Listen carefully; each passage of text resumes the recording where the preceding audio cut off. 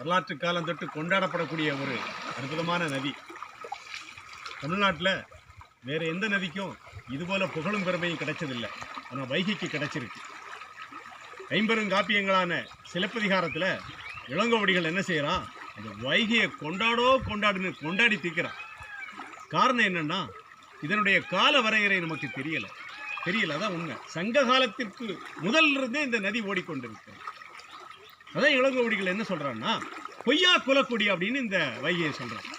இது ஒருபோதும் பொய்த்து போகாது, ஆண்டு முழுவதும் தண்ணீர் வரக்கூடிய நதி. அதனால்தான் பொய்யா குலக்குடின்னு என்ன செய்கிறான், சேரன் செங்குட்டுவனுடைய தம்பியான இளங்கோவடிகள் எழுதுறான். இதை பொய்யா குலக்குடின்னு எழுதுறான். பொய்த்து போனதில்லை. காலமாற்றம் வந்துச்சு, வருஷநாட்டில் மக்கள் தொகை கூடிச்சு. மக்கள் தொகை கூட மரங்களை வெட்ட ஆரம்பித்தான். இந்த வைகையினுடைய இரு கரைகளிலும் கண்ணகி கண்ட நீர் மருது மரங்கள் இல்லாமல் போனது. அதான் வேதனை. அந்த நீர் மருது மரங்கள் எப்படிப்பட்ட தன்மையை உடையது என்று கேட்டால், வெயில் காலங்களிலே அந்த ஏப்ரல் மே ஜூன் ஜூலையில் என்ன செய்வாங்க, அந்த தென்மேற்கு பருவமழை தொடங்குவது வரை ஒரு 3 மாத வெப்பம். அந்த 3 மாத வெப்ப காலத்திலே இந்த ஆற்றுல கொஞ்சம் போல தண்ணி ஓடுமா.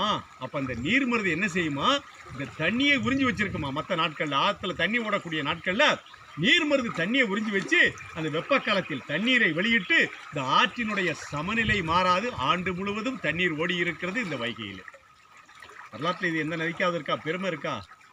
8 நாட்டில் ஓடுதுன்னு சொல்கிறான். இதை நைல் நதியை.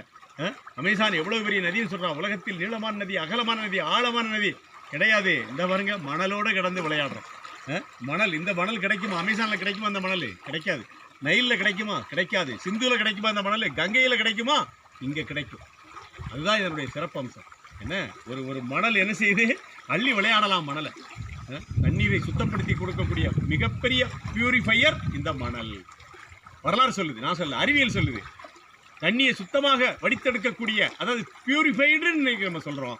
இந்த பியூரிஃபிகேஷனை காலங்காலமாக செய்து கொண்டிருப்பது இந்த வைகையில் கிடக்கக்கூடிய இந்த மணல். கங்கையில் எவனாவது மண்ணள்ளி போட்டோ போட்டிருக்கானா பார்த்துருக்கீங்களா? ட்விட்டரில், ஃபேஸ்புக்கில், இன்ஸ்டாகிராமில் கங்கையில் மணல் அள்ளி காமிச்சு இதுதான் கங்கை ஆற்றினுடைய மணல் அப்படின்னு சொல்லி எவனாவது காமிச்சிருக்கானா? பிரம்மபுத்திராவில் காமிச்சிருக்கானா? இல்லை.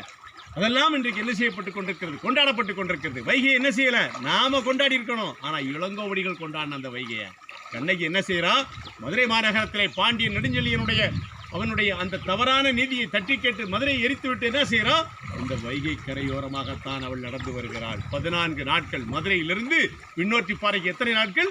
14 நாட்கள் நடையோ நடை என்று நடக்கிறாள். நடந்தா என்ன செய்கிறா, வண்ணாத்திப்பாறை என்று சொல்லக்கூடிய விண்ணோட்டி பாறைக்கு என்ன செய்கிறா, 14 நாட்கள் இந்த வைகை கரையின் வழியாக நீர் மருது மரங்களை தழுவி வந்து சேர்வதாக இளங்கோவடிகள் சொல்லுகிறார். எப்படிப்பட்ட ஒரு காப்பியம் சிலப்பதிகாரம்.